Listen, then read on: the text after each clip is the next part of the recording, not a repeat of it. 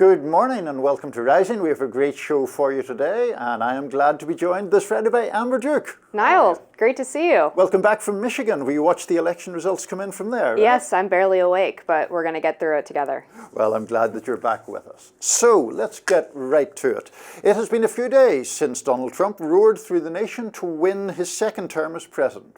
It didn't seem to matter to the majority of Americans that he is a convicted felon and the instigator of January the 6th. Trump is now beginning to name a White House team, with news that his campaign manager, Susie Wiles, will be his chief of staff. She will be the first woman to serve in any White House in this position. Meanwhile, the outside world is digesting what this will all mean. Europe appears largely to be in mourning. France's largest daily newspaper, Le Monde, pulled no punches about its dismay over a second Trump administration. It called the election the end of the American world.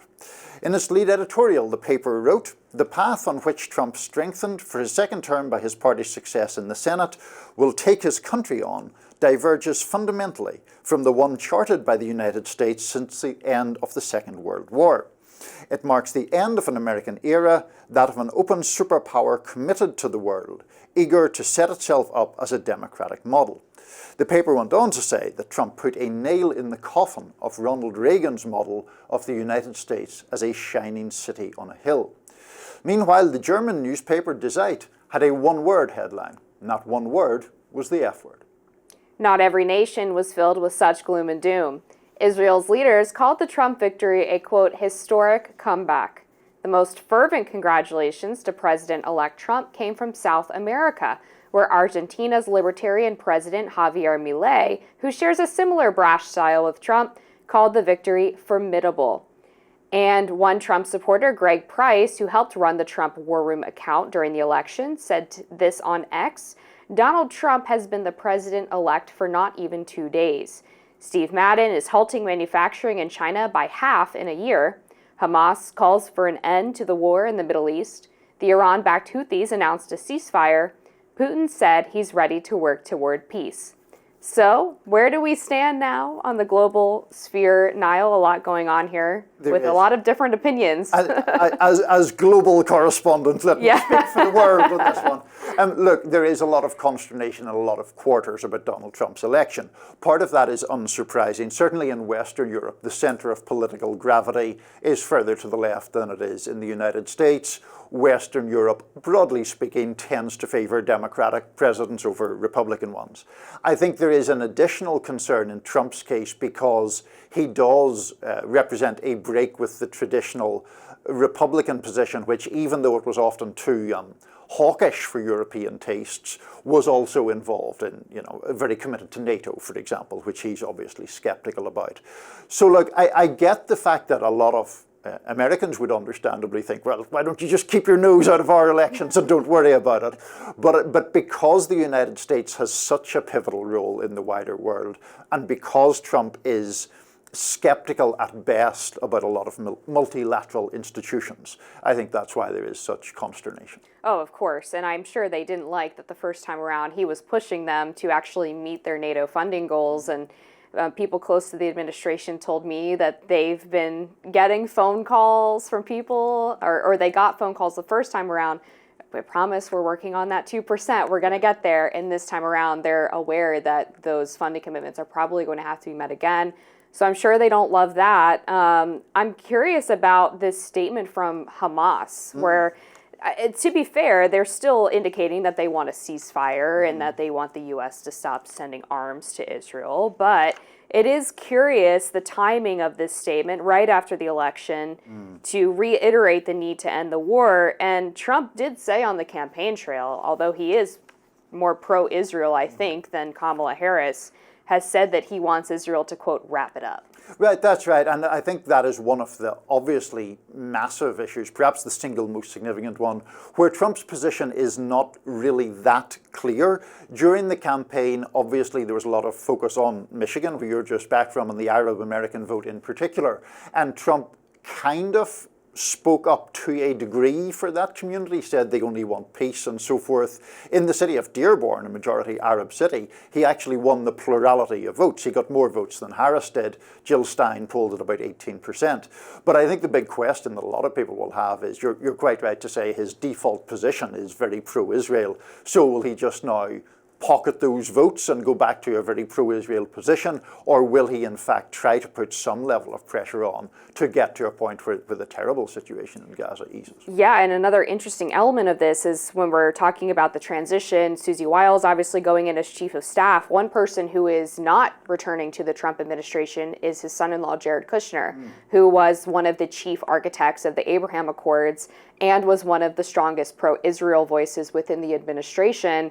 He might still be in an external advisory role, but he's not going to be in that senior advisor whispering into Trump's ear kind of position. Could that impact his posture towards Israel? I mean, it could theoretically. Jared Kushner was very, very emphatically pro-Israel. Now, Trump still says, of course, that he is proud of having, for example, moved the US Embassy from Tel Aviv to Jerusalem during his first term.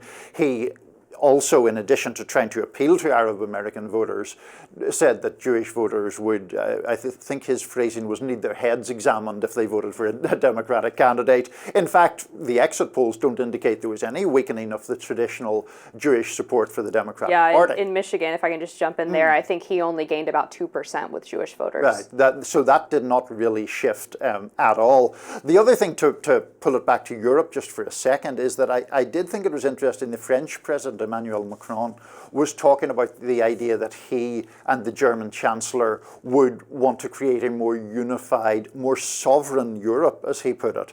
And that seemed to be getting back to a thing that we did hear from Europe during Trump's first term, which was this theoretical idea of the European Union serving as some kind of counterweight or counterbalance to a more isolationist America. We'll have to see how that plays out in practice, but it's an interesting remark to be making at this point. Yeah, I mean, especially considering Trump and Macron had a fairly good relationship during the first term. I mean, Melania and Bridget were very close friends, apparently, outside of their husbands, and Macron has been giving voice to some Trumpian ideas about immigration as of late. And then going to the, obviously, Ukraine-Russia war, right. Trump and Zelensky actually had a good relationship when he was in office the first time. And I wonder how much that soured because of Trump and some of his allies being very skeptical of continuing to send billions of dollars to Ukraine in aid. But he signaled, and Putin both, Zelensky and Putin both are signaling that they might be ready to negotiate if Trump is the one at the helm of the U.S. Yeah, I mean, and I think the suggestion pretty clearly is that Trump would oppose the level of aid that has been going to Ukraine from the United States, which would very much weaken the Ukrainian position. Now, he and J.D. Vance, for example, has explicitly argued that the Ukrainians should give up some territory for the sake of peace. I think that will obviously be alarming to the Ukrainians. We'll see how much they push back forward on that. Yeah, we sure will. All right, we have a lot more to cover today on Rising. We're going to take a quick break. We'll be right back after this. Pack your bags, FDA workers. That's a message from Robert F. Kennedy Jr., the independent candidate turned Trump ally, after endorsing the president-elect this summer. Trump reportedly promised RFK Jr. a role in the administration in turn for his support once he dropped out of the race. It now appears that he will be a health czar of sorts, to avoid RFK Jr. having to go through a Senate confirmation process. RFK Jr. took to X following Trump's victory, saying, quote, "The FDA's war on public health is about to end. This includes its aggressive suppression of psychedelics, peptides, stem cells, raw milk, hyperbaric therapies, chelating compounds, ivermectin, hydroxychloroquine, and anything else that advances human health but can't be patented by pharma." Speaking to MSNBC on Wednesday, RFK Jr. said entire departments within the Food and Drug Administration could be shut down. Let's watch. He's been very specific in what he said. He wants me to do three things.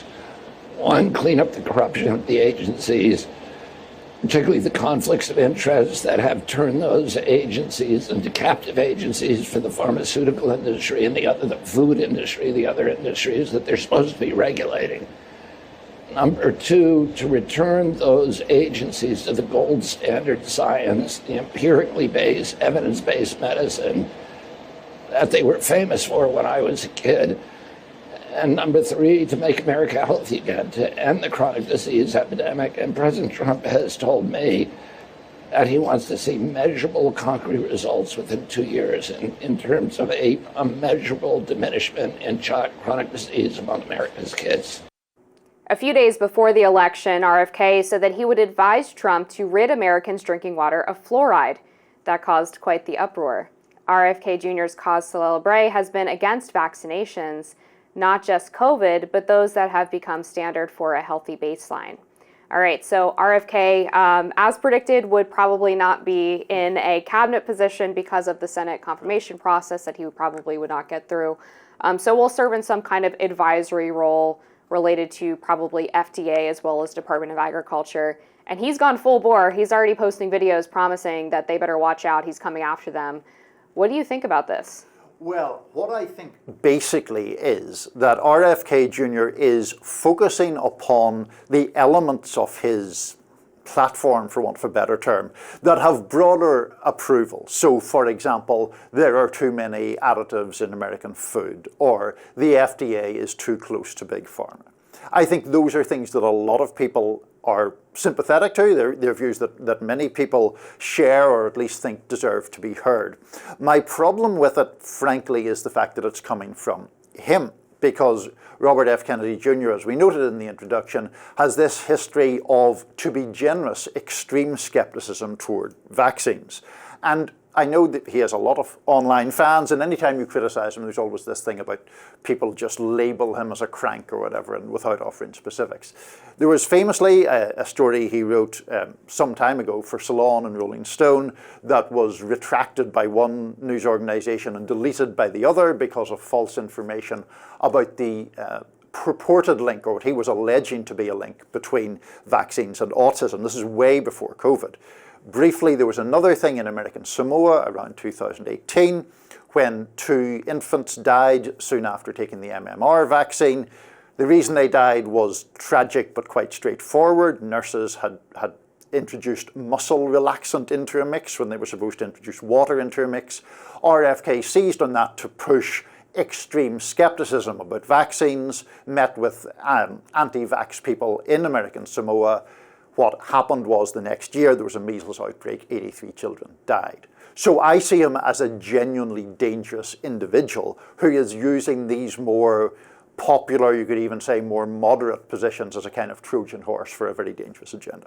I suppose that my perspective on it is that there are enough people within the Trump campaign, to the transition team, to the administration, that would push back on some of the more conspiratorial elements. But I would say probably 90% of what he talks about, I have concerns about too, whether it's, as you mentioned, processed food, but also SSRIs and antidepressant and anxiety medications, ADHD medications, which are being given to children as young as 3 years old. And the CDC recently added multiple COVID vaccines to the childhood vaccination schedule. Howard Lutnick, who's helping to run the Trump transition team, has been a little bit less specific about RFK and his opposition to vaccines, but has talked about the aggression of the childhood vaccine schedule and just how many doses of different vaccines are given within the first 6 months of a child's life, which I think actually a lot of parents have concerns about.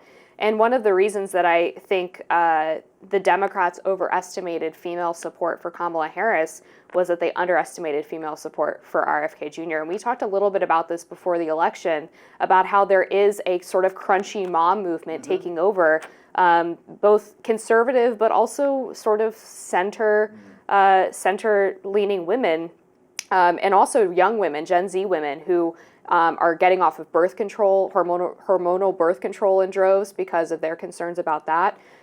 They hear from RFK, maybe they don't agree with 100% of the things he says, but he seems to be the only person really legitimately taking seriously their concerns about public health, and so they're willing to lump in a little bit of bad with the good if it means that some of these things are going to get addressed. I think that is a very valid point as far as what you term the crunchy moms and the suspicion or skepticism of things like additives in food and some of the other jokes you mentioned. I suppose where I would differ, Amber, is when you talk about, he's the only person putting forward that view. Is it not that he's the most famous person putting forward that view, and that part of that fame is, of course, his family name, but part of it is also his actual willingness to go down the conspiracy route, and the fact that, although I think that's completely erroneous and dangerous, it gets you fans from people who buy into those conspiracies.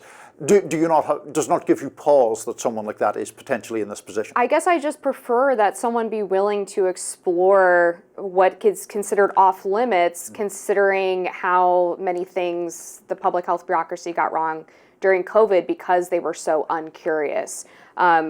If he's the only person in charge and he's allowed to run wild and maybe he goes somewhere that is actually conspiratorial, then that's bad. But I'd rather someone with an open mind be in there looking at science rather than just accepting what we've all been told to accept over the past 40 years in public health. I mean, that's what led to the disastrous lockdowns. That's what led to them telling us that COVID vaccines weren't messing with women's menstrual cycles, that COVID vaccines were going to stop us from getting COVID and stop us from spreading COVID, and all of these other narratives that were just latched onto by people who weren't really actually digging into any of the data. Yeah, I mean, I think we have a certain amount of common ground here and also differences. Like, I just think when one talks about open-mindedness, I think of someone like RFK Jr. as, in fact, close-minded at the other extreme, always looking for evidence, however specious. Reactionary, so to speak. To back up his thing. So. Yeah, I think that's fair. One other thing that I just wanted to mention, because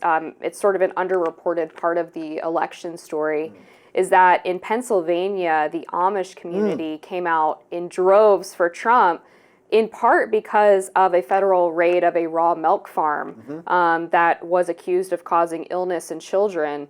And even going back further from this specific incident, I know allies of the Trump campaign were working hard to register Amish voters in the past 4 years. And I suspect, we don't really have great numbers or data on the Amish community, but I suspect that helped make a difference in both his victory and probably McCormick's as well. No, I suspect it did. And, Amish citizens have as much right to vote as anybody. I think the state has a legitimate reason to try to crack down on dangerous milk. But anyway, we'll get to that. We'll get to other topics in due course. Stay with us. We will have more Rising after this. The blame game over Kamala Harris's loss continues, but the money game that helped catapult Donald Trump into the White House again has got a little less attention. All told, $16 billion have been shelled out during the 2024 federal election cycle, and that's not including the dark money spent in the shadows that we may never know about. Writer David Sirota penned a piece titled Election 2024, How Billionaire Avengers Destroyed Democracy, in which he does a deep dive on how big money influenced the election on both sides. In the piece, he writes, quote, just a few years after Bernie Sanders' billionaire-bashing campaign almost won him the Democratic Party's nomination, billionaires didn't just quietly donate from the shadows, they dumped unprecedented amounts of cash into the election, and some of them deliberately jumped into the spotlight, turning billionaire status into a proud credential cheered on by both parties' fans. Here to talk about how big money played a big role in 2024 is David Sirota, founder, owner, and editor-in-chief of The Lever. David, thank you for joining us. Thanks for having me. All right, so let's start with a sort of 10,000-foot view. Both campaigns embracing the help of billionaires. You've got Mark Cuban and Reid Hoffman on Kamala Harris's side. You've got Elon Musk, Bill Ackman supporting Donald Trump. What was the big impact that these guys had on the race? I mean, we know Elon Musk was funding America PAC, for example, which ran a significant portion of Trump's ground game. And moving forward into the transition with Trump, what impact could they have on the administration? Well, I think we have to recognize that the 2024 election was different in the sense that we saw billionaires not just fund the election, both sides, from the shadows. We've gotten used to that, I think, in the post-Citizens United era. but billionaires were really centered in the campaign as central characters in the campaign. Elon Musk on stage with Donald Trump at rallies being the most obvious example of that. But you mentioned Mark Cuban. Mark Cuban being the primary television surrogate for the Kamala Harris campaign. Other billionaire donors on the Democratic side making public demands of the Kamala Harris campaign, saying that if she wins, she should fire FTC Chair Lena Khan. So this was really, in a sense, a coming out party for billionaires as political actors, no longer operating in the shadows, and making specific policy demands. And as we now move forward into the Trump administration, the biggest questions of all will revolve around what those billionaires are getting in return for their investment. I think we have to see this all as an investment, and these people are looking for returns on their investment. Elon Musk is another, again, a good example. He has said he's going to accept a position in the Trump administration to oversee government efficiency. It sounds like, although the proposal isn't laid out in detail, but a cross-agency commission to propose various ways to privatize and cut government programs and government services. And Elon Musk simultaneously has massive investments in companies that are large government contractors. So overseeing the government effort to potentially privatize government services while having an ownership stake in companies that could benefit from that, that gives you one example of what we may see as a return on Elon Musk's investment. Now multiply that across the many billionaires who were investors in Donald Trump's campaign, and you see what we're living in right now is a situation where the democracy really is quite literally for sale. And to that point, David, I was listening to a separate podcast interview with Senator Sanders. I think it was actually conducted a little bit before the election. But he was referring, as he is often prone to an increasingly oligarchical level of involvement here, where actually exceptionally wealthy people can get both major parties, in a sense, to drive their agenda. And Sanders' argument was we're accustomed to hearing words like oligarchy about perhaps Russia and the people around Vladimir Putin, but there's a resistance to using that term when it comes to American politics.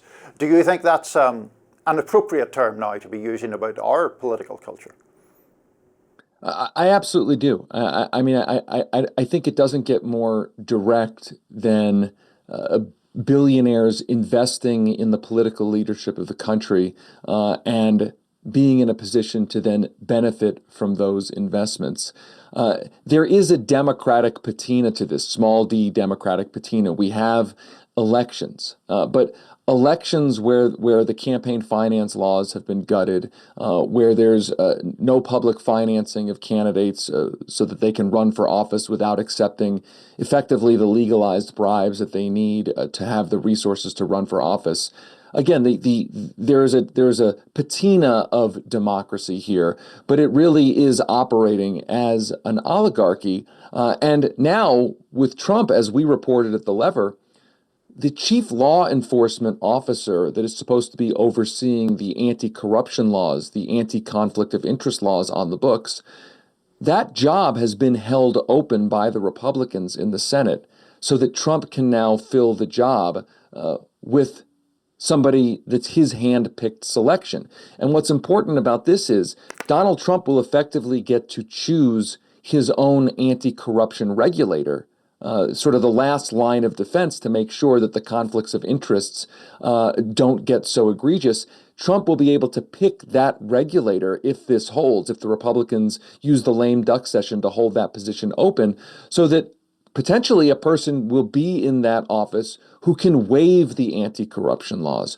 who can not enforce the anti-conflict of interest laws to allow even more of a billionaire and corporate capture of the next administration.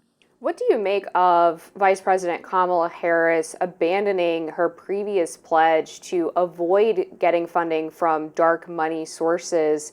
Do you think that she would have performed better with the progressive base if she had stuck to that pledge rather than pulling in $1 billion just to her campaign, plus perhaps even more through her political action committees?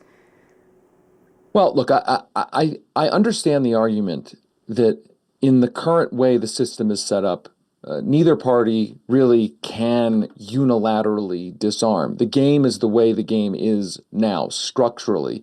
And so there's every expectation that the players are going to play in that system and try to maximize what they can in that system.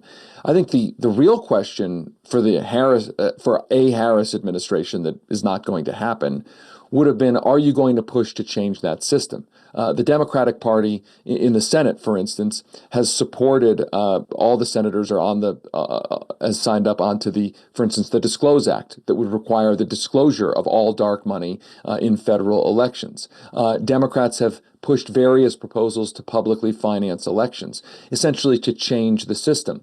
There was some hope that had the Democrats won the election, they would use that win to actually deliver on those promises to change the system to essentially reform the campaign finance laws.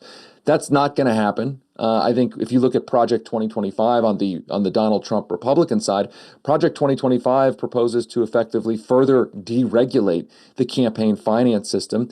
And of course, the Trump-packed Supreme Court and judiciary has been working to further deregulate the campaign finance system. Again, as we reported at The Lever, J.D. Vance is right now pushing a lawsuit in the courts, has been pushing a lawsuit to essentially bring some of the remaining weak campaign finance laws up to the Supreme Court, potentially to get those taken off the books for a fully deregulated campaign finance system that would make it even easier for corporations and big money donors to flood the election system with money, and again, money with an expectation of legislative favors. And David, just very briefly, because we only have about 30 seconds or so left, when you look at this picture and 4 years more of this lack of regulation or lack of change about the influence of big money like this, do people like you, who I think rightly are critical of that influence, do you feel, pessimistic, despairing? Do you see any chance of this tide being rolled back, or will it be impossible to do that after 4 more years of it being so deeply embedded? Well, look, I think it's a very dark moment for those who want to see a better campaign finance system, a cleaner government, a government where money is not so determinative of political and legislative outcomes. However, I am old enough to remember, for instance, John McCain's presidential campaign in 1999 and 2000, where he centered a demand for a reform of the system in that campaign, which ultimately resulted in real campaign finance reforms. They weren't perfect, but it certainly centered that. And so I think there's a chance that if things get even worse than they are right now, it ups the potential for a public backlash that can create some real change. I mean, you can call me an unrealistic optimist, but there is an ebb and flow here in American history, and there is a pendulum swing, and I guess we're gonna test the limits of that in the next 4 years. David Sirota, editor-in-chief of The Lever, thank you for joining us today on Rising. Thank you. Thanks for having me. That was then, and this is now. Gone are the days from 2016 when millions took to the streets across the U.S. in anger over Donald Trump's victory. Demonstrators at the time smashed windows as they chanted, "We reject the president-elect." This time, his victory was met with some tears, some canceled classes, and for many, their favorite comfort food. Throughout this entire week, the University of Puget Sound in Washington is offering students cupcakes and calm music in the campus rotunda, as well as arts and crafts and activities like beading and painting. On Election Day itself, Georgetown University's McCourt School of Public Policy in Washington, D.C., provided students with self-care sweets, including coloring books, hot chocolate, and cookies, as they waited for the emotional intensity of the day to hopefully blow over. And teachers across the country scrapped lesson plans yesterday. So this leads us to ask ourselves what happened, what changed, and what can we expect on Inauguration Day. So, Amber, one thing I would say about this is part of it isn't that surprising because the result itself was not massively shocking, I don't think, of the election in a way that was not, that's very different from 2016. In 2016, Democrats and Liberals thought that Hillary Clinton was going to win easily. She lost. She lost while prevailing in the popular vote. There was all the allegations of, to use Mr. Trump's phrase, Russia, Russia, Russia. And so there was all this Democratic outrage.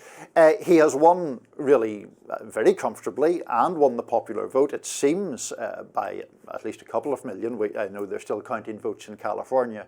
So I think that perhaps takes the edge off some of the shock or outrage felt in 2016. But I wonder also, as part of it, just Liberal fears about what kind of country they are living in, because they felt that, yes, we had fears about Donald Trump in 2016, then you had his presidency, then you had January the 6th, then you had all the things that he says, and he gets re-elected again. So I think part of it is just a sort of dislocation on the part of Democrats or Liberals who aren't really sure of the country they're living in anymore. Maybe so. I think you're onto something with the Democrats not being all that surprised. Mm-hmm. I have always thought that Kamala's internals must be much worse than the public polling was. I think people close to the campaign probably had a sense that this was coming.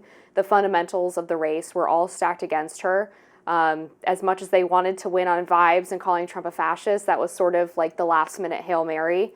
And on this college question, we had a reporter from The Spectator go to this McCourt School of Public Policy safe space, and it didn't seem like there were that many students there. And maybe we can chalk that up to the fact that Trump performed extraordinarily well with voters under 30, right? Mm-hmm. He won young men outright in some places. Overall, I think he won the young men nationwide, and then on the youth vote got, 45% of them? Yeah, it was certainly a big increase. And gained 7% among Gen Z women, mm-hmm. which was supposed to be sort of the calling card for Kamala Harris.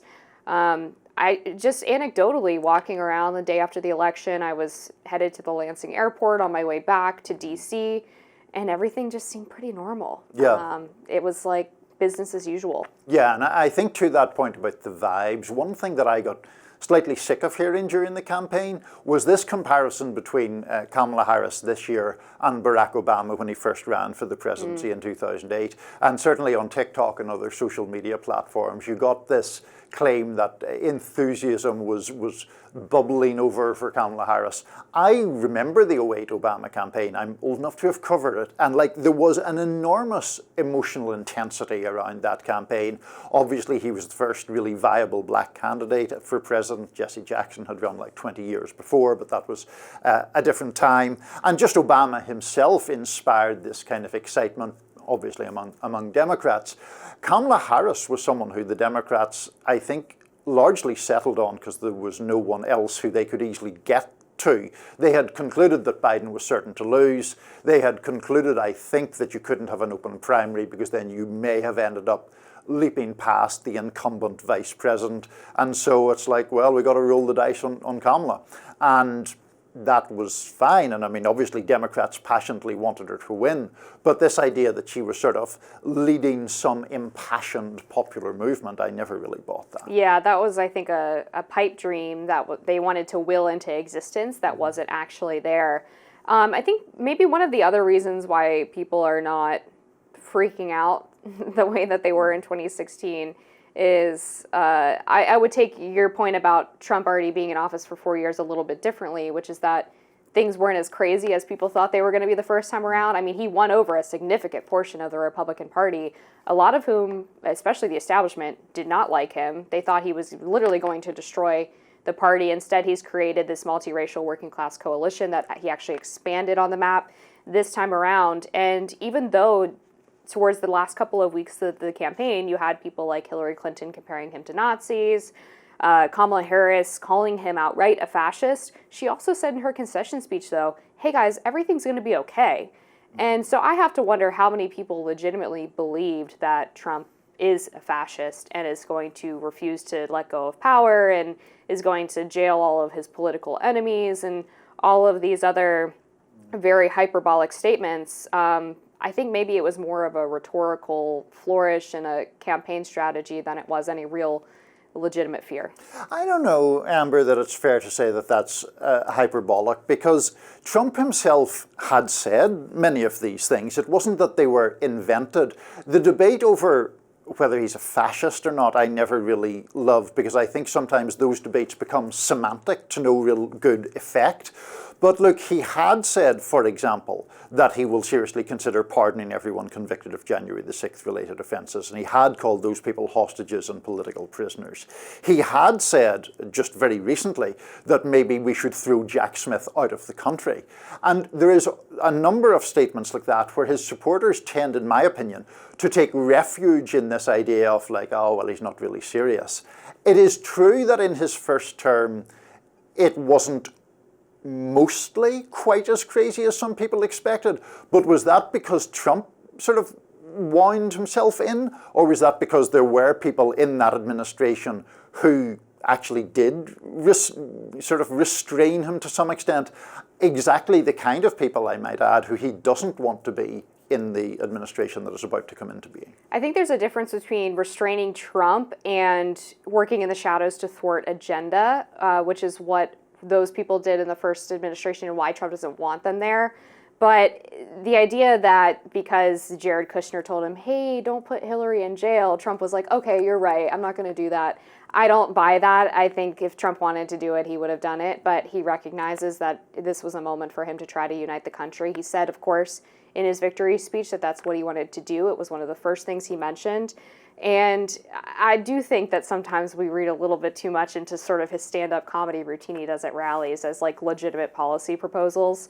And it's sort of this old adage that people say about Trump, which is you can, what is it? You can take him seriously. But not literally. Yes. Well, literally, but not seriously. Yes, exactly. Yeah. He is such a bizarre political figure in many ways, because like, of course I know what you mean when you say we read too much into the stand-up comedy routine and he cycles through the greatest hits, but no other political figure in either party gets that amount of leeway. Like if Harris mangles her words, or if Biden says something dumb, or if Obama says something politically inastute, we never allow those people the leeway of saying, oh, well, we shouldn't take them seriously. Well, I think to be fair, one of the reasons why that's the case is that there's a fundamental difference in the way Trump talks about the political landscape and the way the Democrats have during this past campaign, and even when Joe Biden was running in 2020 and Hillary Clinton in 2016, which is that Trump mostly focuses his ire, if not all of it, on the politicians and the elites, whereas the Democrats often make the mistake of facing their ire on the voters. Mm-hmm. And so the voters say, well, these people have been destroying us for the past 4 to 8 years. I'm okay if Trump is a little aggressive rhetorically against them. Do I really want him to throw Jack Smith in the Potomac River or whatever it was? I certainly hope not, April. Well, as long as he has like a life vest on, I think it would be fine. Yeah.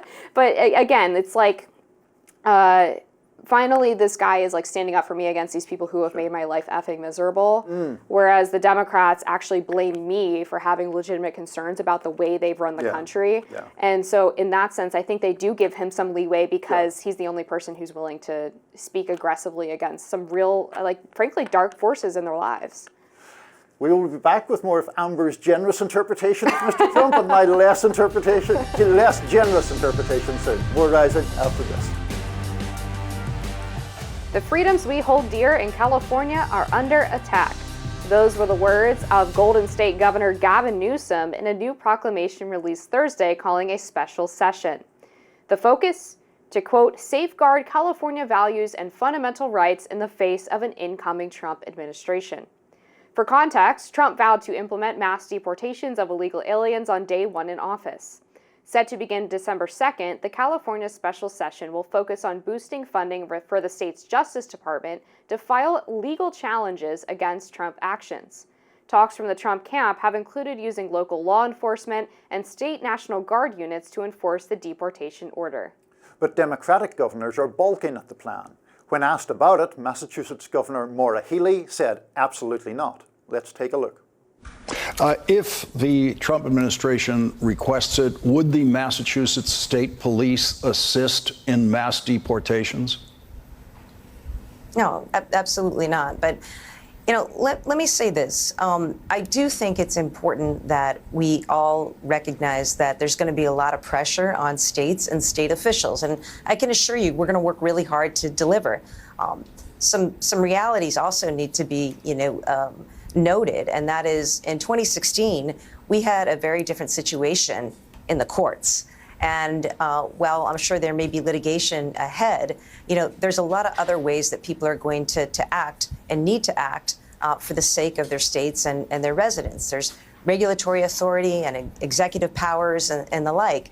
There's legislation also within our states. So I think that the key here is that every tool in the toolbox has got to be used to protect our citizens, to protect our residents, and protect our states, and certainly to hold the line on democracy and the rule of law.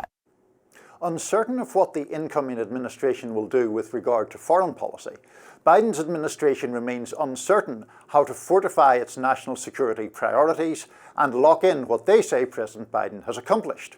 But as Politico reports, the Biden White House is already taking steps to do what they can to help Ukraine. Those steps include shipping the rest of the $6 billion in weaponry and equipment that Congress has already appropriated to assist Kyiv. One senior official told Politico that there's no such thing as Trump proofing, just Trump delaying. There is also widespread fear among federal workers. Trump has pledged to fire many non-partisan civil servants and replace them with loyalists, people loyal to, of course, Mr. Trump. These include employees at the Department of Justice and the Environmental Protection Agency, among others. It is unclear what President Biden's administration can do to protect the current crop of workers. So Amber, there's a lot to unpack in all of that, but let's start with the states and these governors who are, I guess it's the beginning of the anti-Trump resistance at the state level. What do you make of that? I actually probably have a somewhat surprising take here, which is that they have every right to do this. Republican attorneys general did this during the Biden administration, partly in response to what they saw as an effective strategy during the first Trump administration in 2016 to slow walk a lot of his agenda by tying him up in the legal processes. And since then, Republican AGs went after the Biden administration for trying to prevent Virginia from clearing its voter rolls of illegal aliens. They sparred quite frequently on Biden's executive actions related to immigration, as well as some of the energy mandates that were implemented through the EPA. And even as we started filming this segment, I got an email from Kansas Attorney General Chris Kobach's office. Breaking news. Yeah, that him and a coalition of 15 other state attorneys general struck down a Biden administration program that would have granted amnesty to illegal aliens married to U.S. citizens. U.S. District Court Judge J. Campbell Barker sided with the attorneys general. So the states are welcome to do this. Of course, the courts are much more friendly to Trump now, as Maura Healey noted in her comments there in that interview.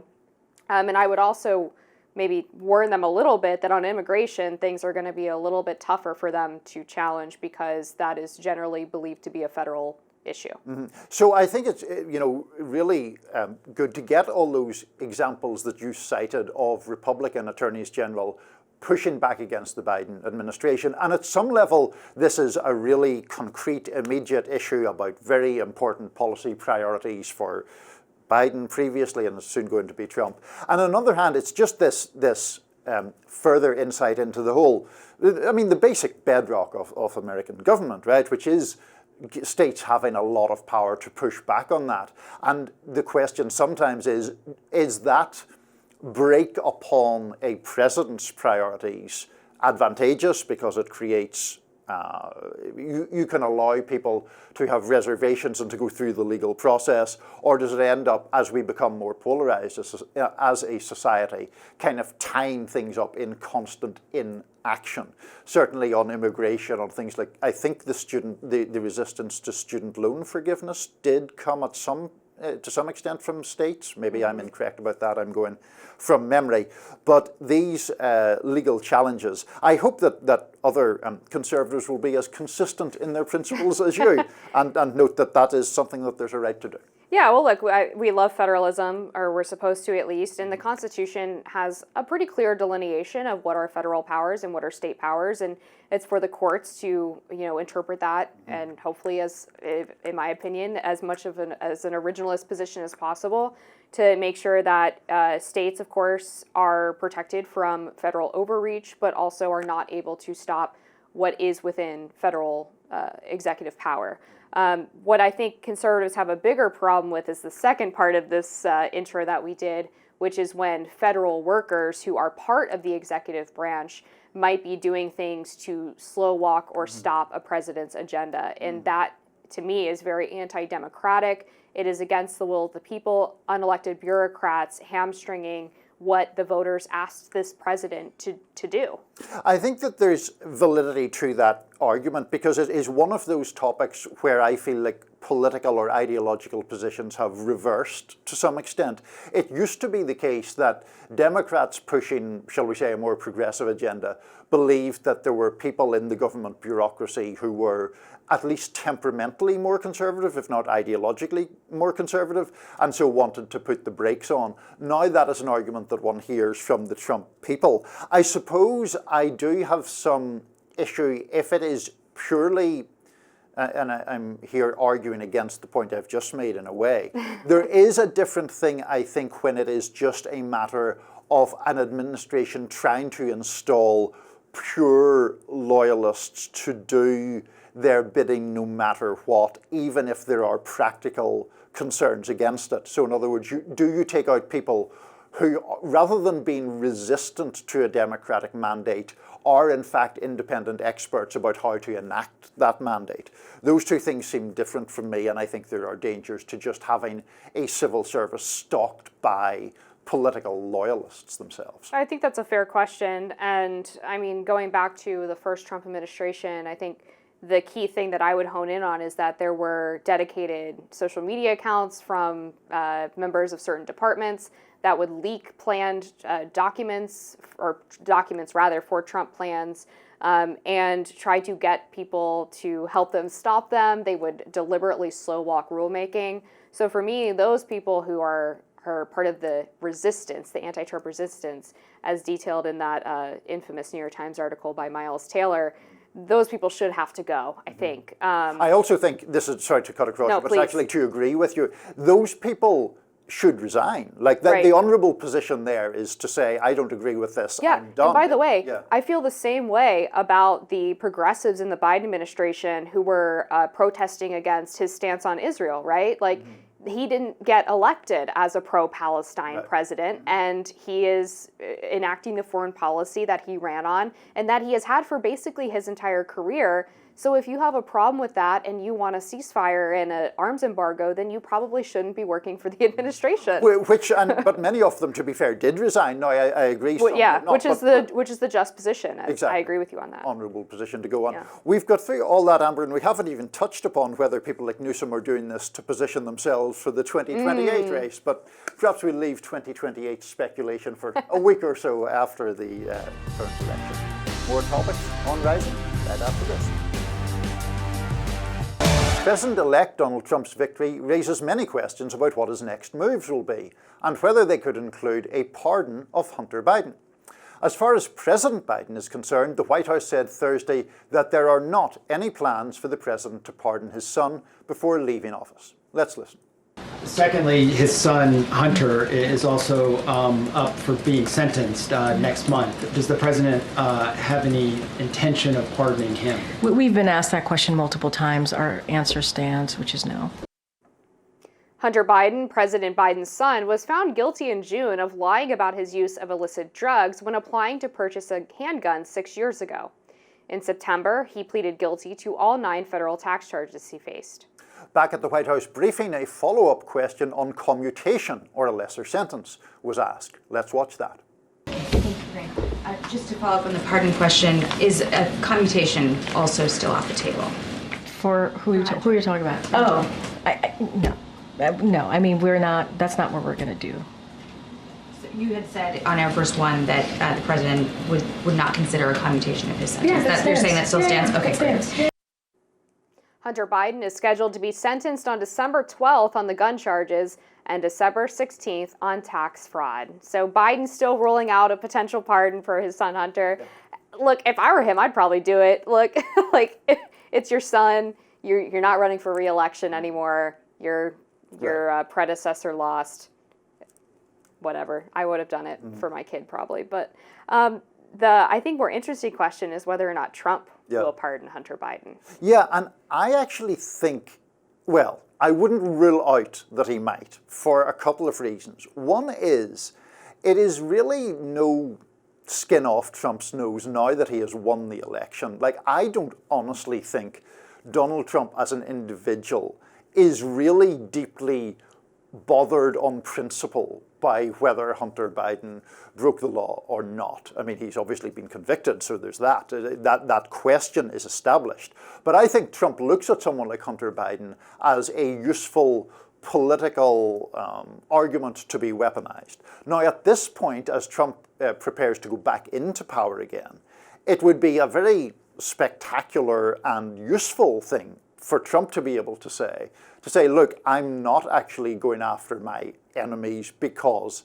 I'm going to pardon Hunter Biden. Do you think that's a fanciful idea or not? No, I actually think it could happen. The same way that he declined to go after Hillary Clinton through the Justice Department, this could be seen as an attempt to sort of unify the divisions between the Democrats and the Republicans. And I also think what gives it even more credence is the way that the Trump-Biden relationship has changed since Biden was kicked off of the Democratic ticket, right? I mean, Trump has repeatedly expressed sympathy for what happened to Joe Biden, even though he still acknowledges that he had this cognitive decline. He says, look, what they did to him was wrong. They shouldn't have instituted this coup to get him off of the ticket. There's been a lot of speculation that Joe and Jill were sort of intentionally trying to sabotage Kamala's campaign because they were so angry at the way that he was treated.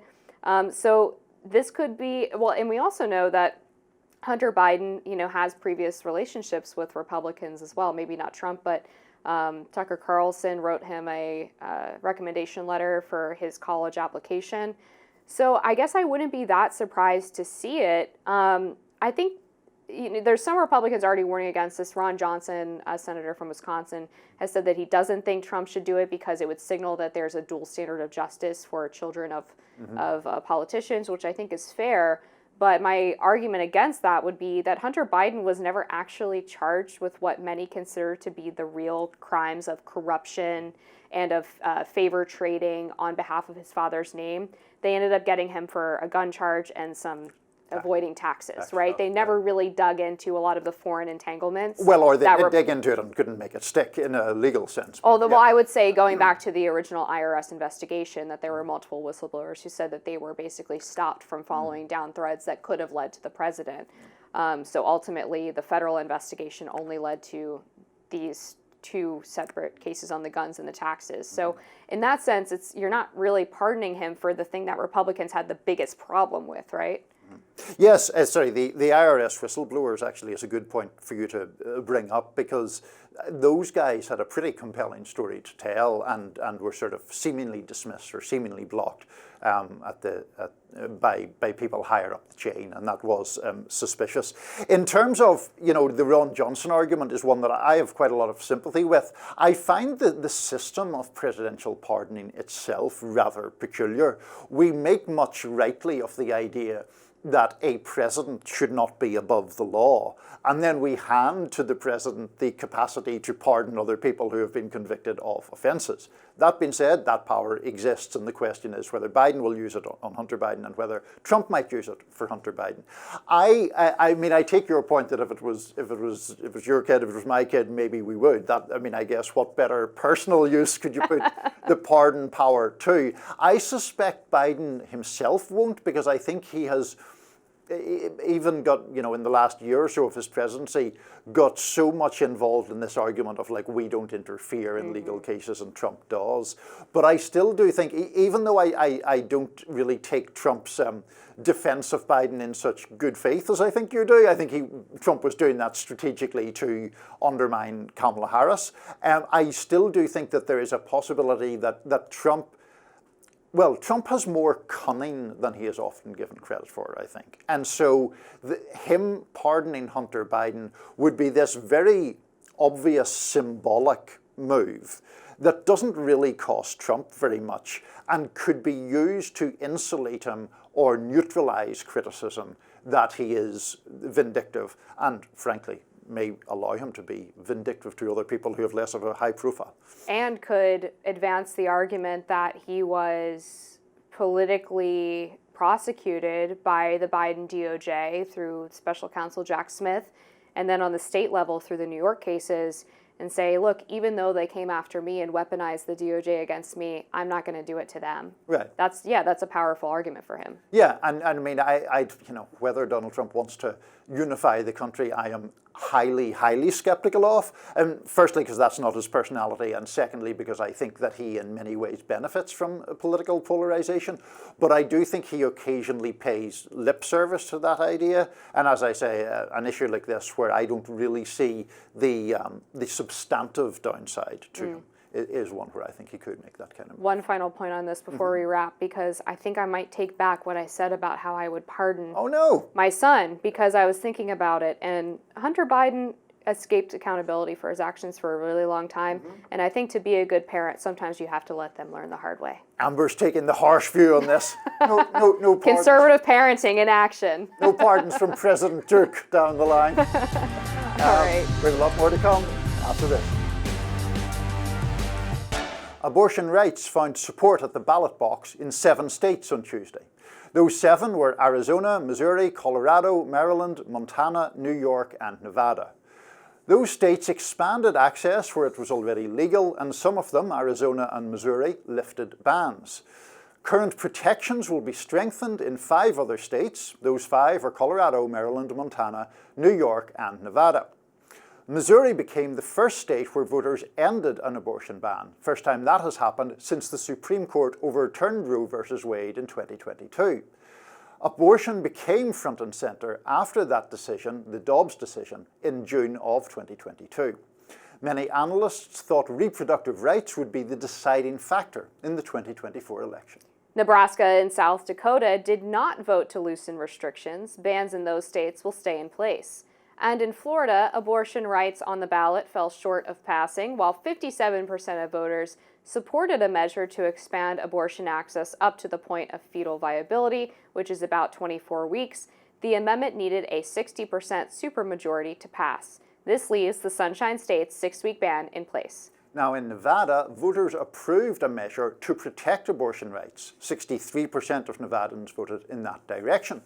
State law requires voters to approve ballot amendments twice in that state, so the measure will face another vote in 2026 before it is enshrined in the state's constitution. Okay, obviously a massively intimate, powerful issue. Again, the Liberal side prevailing in more states than the Conservative side. On the other hand, the issue of abortion rights not driving turnout for Kamala Harris in anything resembling the way that Democrats had hoped. In fact, I was looking at the exit polls for a piece that I wrote just this morning, and there is considerable evidence that the Democratic advantage with women voters was in fact smaller this time around than it was 4 years ago for Joe Biden. What do you think? Yeah, I agree. I was not surprised to see that abortion was not as motivating of a factor. I mean, in 2022, this was just months after the Dobbs decision. People were scared about what would happen to abortions in their states. They didn't know that there were going to be ballot measures. They were worried that there was going to be some federal action taken on it, especially after Lindsey Graham, what a bonehead, warned them that there would be.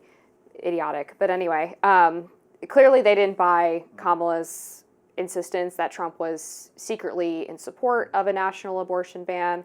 I think people see that Trump is not the most like moral guy when it comes to his relationships, and has a history of maybe running around a little bit. That's very diplomatically put in. Thank you. And they don't really buy that he is this like hardline social conservative on the abortion issue.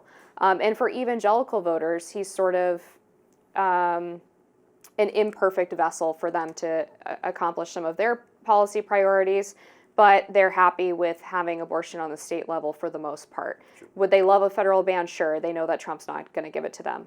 You didn't see any significant portion of the evangelical vote move away from Trump because of that. So, yeah, it just, and you look at the who people trusted more on abortion, and Kamala's advantage on that was pretty small. It was really only 5 or 6 percentage points, which I think suggests that as much as people don't want a federal ban, they also don't like the idea of unlimited abortion access, no restrictions up until the moment of birth, which is really the only policy position that we got out of Kamala because she refused to identify any meaningful restrictions on the procedure. Yeah, so first of all, as regards Trump, I mean, in addition to the sometimes fairly colourful nature of his personal life, he's been all over the map during his life on where he stands on abortion. And before he was in politics, he was very, very pro-abortion rights, and then he has reversed that position. And finally, in this election campaign, he came to this position trying to, I think, neutralise the political damage from the topic. He came to the position he did on the idea of a national ban.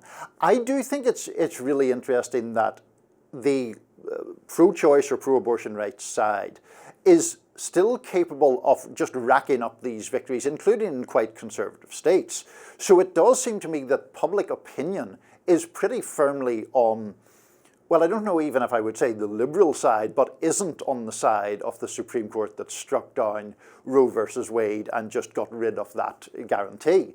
And so to me, the interesting political disconnect is why and how Kamala Harris was unable to capitalize on that. You've given some of those reasons, but I mean, if I was on election night, somehow sequestered, so the only piece of news I heard in the early hours of those results coming in was that Floridians had voted 57% to enshrine abortion rights in the state constitution.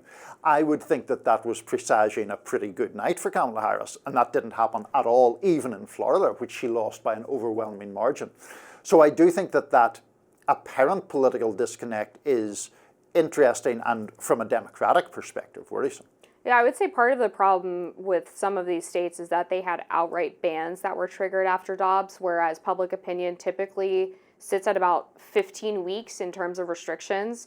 And so they felt like those went too far. I talked to a voter from Florida on my way back from Michigan in the airport who said that him and his wife ultimately voted against the ballot measure because they felt like although 6 weeks was a little bit stricter than they would like, they thought 24 weeks was too much and that the measure was too extreme for them. So they'd rather have a more strict limit than opening it up to as far as the Democrats wanted. So I think it's less about people being so fervently excited about abortions than it is their states haven't quite got the exact limit that they would prefer.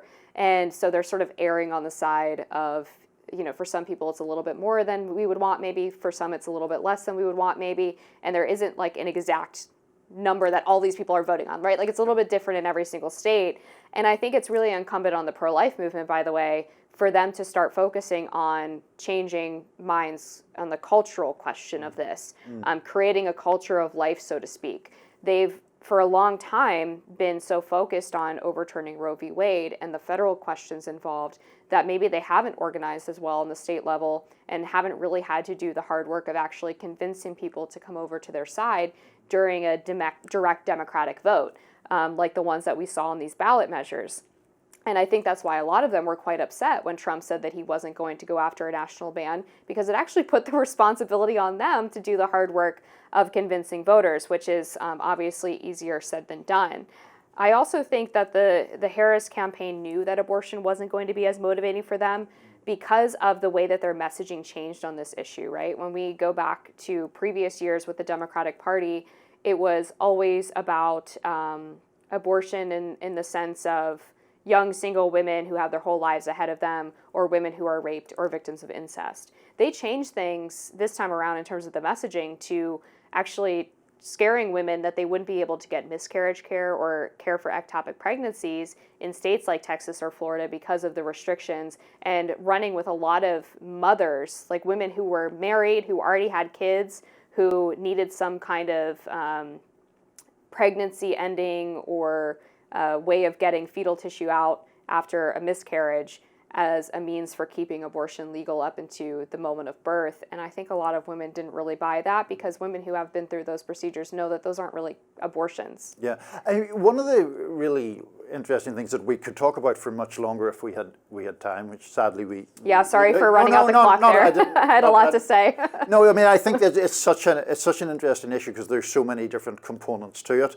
But, you know, your point about changing the culture of people from an anti-abortion or pro-life position, trying to create the conditions to change the popular view on that.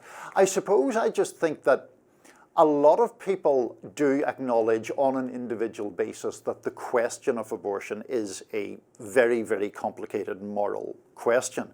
But to me, what that has led to has been a fair amount of stability in a plurality of voters not believing it's up to the state or the law or politicians to make that decision on behalf of individual women.